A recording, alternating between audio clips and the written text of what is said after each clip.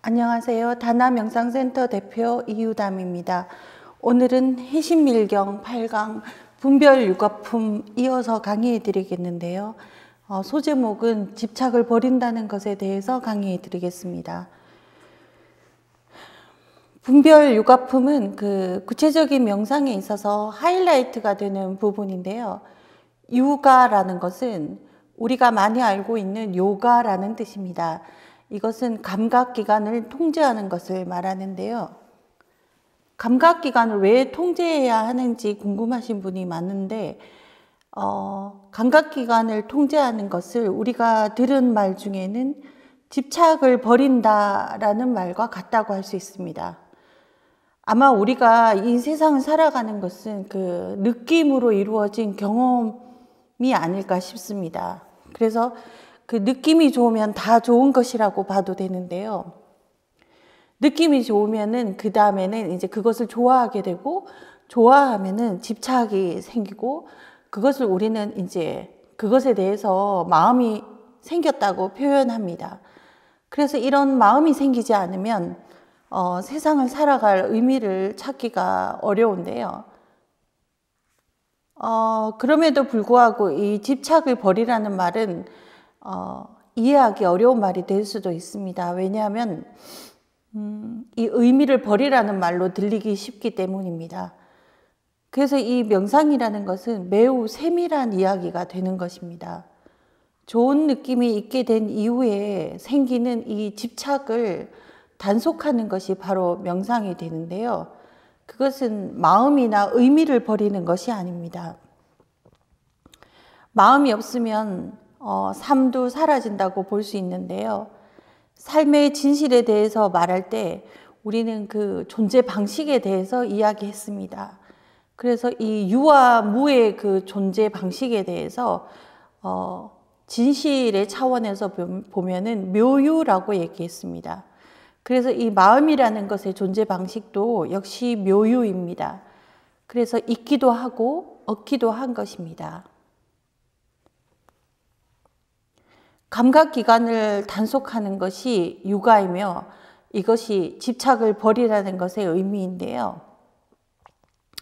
우리가 살아가면서 의미를 붙일 만한 대상이 없다면 어떻게 살아갈 수 있겠습니까? 혹은 또 의미를 붙인 대상이 고통을 줄 때 어떻게 삶이 힘들지 않을 수 있을까요?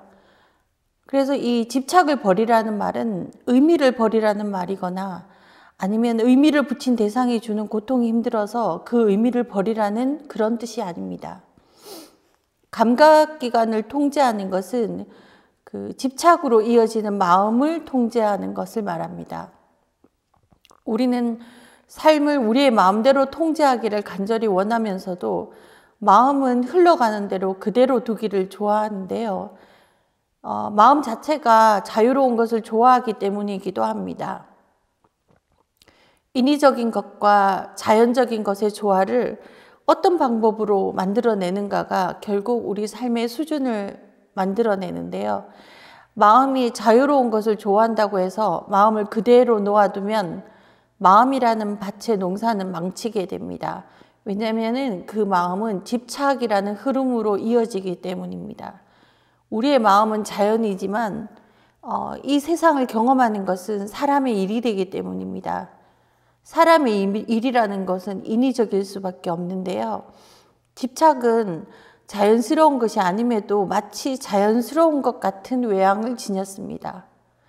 하지만 집착이란 것은 매우 수고로운 것이라서 그때부터 우리의 마음은 매우 바쁘게 됩니다. 그래서 이렇게 바쁜 마음이 자연스러운 것이 될 수는 없는 것입니다. 집착하게 되면은 본래의 자유로움을 잃어버리게 되기 때문에 많은 경험을 하면서도 여전히 자유를 잃지 않는 길은 감각기관을 통제해서 집착하지 않는 것입니다. 집착하지 않는다는 것은 내 마음을 통제하는 것이기 때문에 이 대상이나 의미를 끊어내는 것과는 전혀 다른 일입니다. 내 마음을 통제해서 마음 쓰는 것을 다르게 하는 것입니다. 그래서 움켜잡는 것에서 내어주는 쪽으로 마음을 바꾸는 것입니다.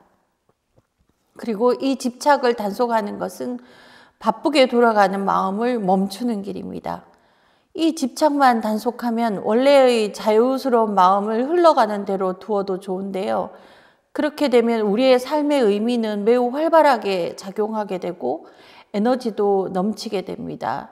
우리의 본래 마음은 고요하면서도 자비와 사랑으로 가득 차 있기 때문에 대상에 대해서 무언가를 베풀고 주는 것에 매우 활발합니다.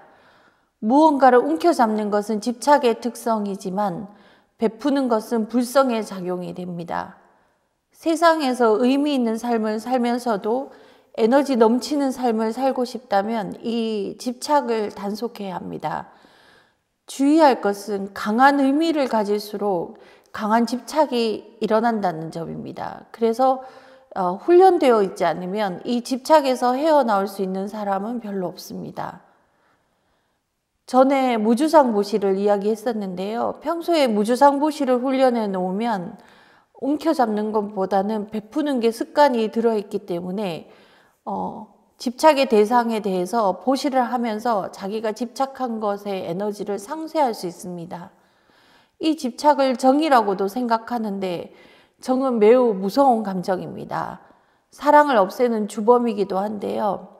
사랑으로 살지 않고 정으로 사는 것은 별로 행복한 것이 아닙니다.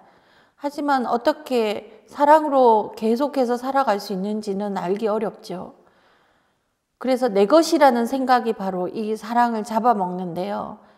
그래서 처음 본 사람처럼 생각할 수 있는 것이 집착하지 않는 영원한 사랑입니다. 이 무주상 보시는 첫 번째로 훈련해야 하는 실천 덕목인데요. 이것을 실천하면 영원한 사랑도 가능하고 또 부유하게 살 수 있으며 항상 기쁨이 넘치는 사람이 됩니다.